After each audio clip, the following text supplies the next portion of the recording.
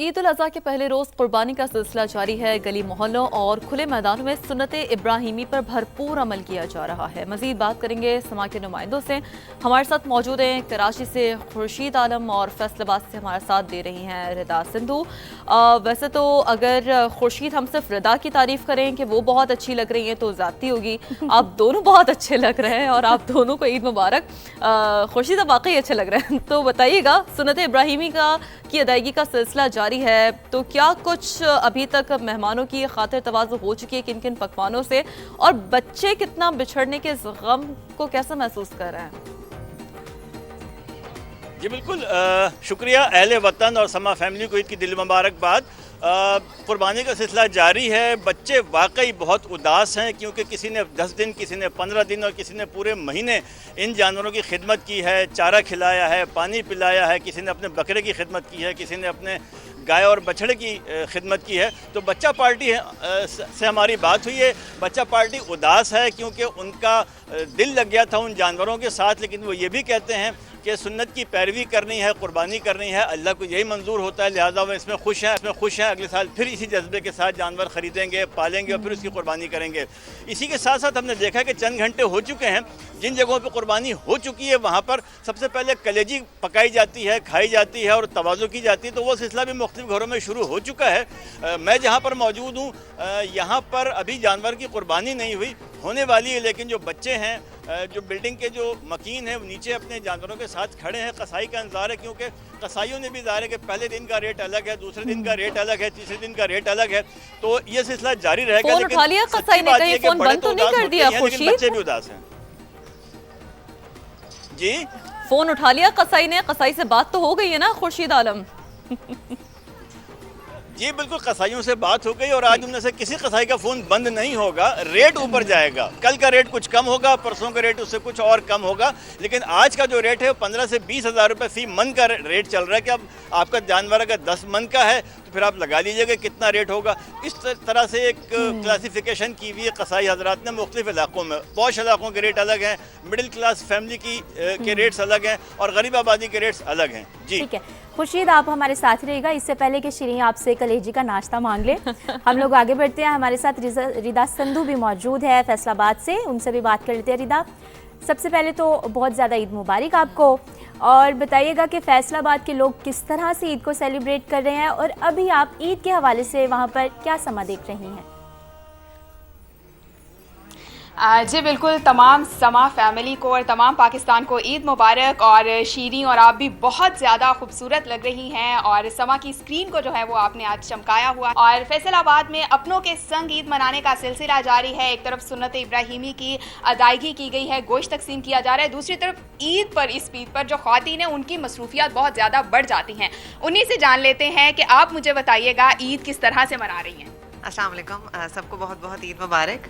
और आपने सही कहा, ख़वातीन के लिए इस ईद पे बड़ी मसरूफियत रहती है। कुर्बानी के बाद किचन में खाने पीने का अहतमाम और सब घर वाले जमा होते हैं, लेकिन अच्छा है ईद पे ये मौका होता है कि सब मिलके सब फैमिली टाइम स्पेंड कर लें। तो आप कुछ पसंद का, अपनी पसंद का भी पकाती हैं, लोगों की पसंद का, अपनों की पसंद का पकाती हैं? अच्छा, मेरे लिए स्पेसिफिकली ये है कि मैं अपने पेरेंट्स की तरफ आई हुई हूँ, तो मेरी तो अम्मी ही बनाकर हमें खिलाती हैं। अच्छा, ईद मनाने के लिए जो है वो पेरेंट्स की तरफ भी एक दूसरे की तरफ आए हुए। अच्छा सर, मैं देख रही थी आप गोश्त भी तकसीम कर रहे थे, तो मुझे बताइएगा किस तरह से सिलसिला जारी रहता है ईद मनाने का? बहुत शुक्रिया जी। सबसे पहले मैं दोबारा आपको शुक्रिया अदा करता हूँ कि आपने स्पेशल ईद के मौके पे आप तशरीफ़ लाई, और आपकी टीम मुबारकबाद की मुस्तहिक है। तो चूँकि ये सुन्नत इब्राहिमी की तकमील का दिन होता है, तो ईद की नमाज के बाद पहला काम ही सबसे पहले कसाई को ढूंढ के लाना और कुर्बानी करना। और इत्तेफाक से जब आप लोग तशरीफ़ लाए तो हम कुर्बानी से फारिग होके गोश्त की तकसीम का सिलसिला शुरू कर रहे थे। जी बिल्कुल, गोश्त की तकसीम का सिलसिला जो है वो यहाँ पर जारी भी है और इसके साथ साथ ख़वातीन किचन में जो है वो अच्छी से अच्छी डिशेस भी बना रही हैं, क्योंकि सब मिलकर फिर इंजॉय करेंगे और खूब हाथ साफ़ करेंगे। बिल्कुल ऐसा ही है, खूब हाथ साफ करेंगे, लेकिन हाथ हौला भी रखना है आपने जी। पेट आपका ही है।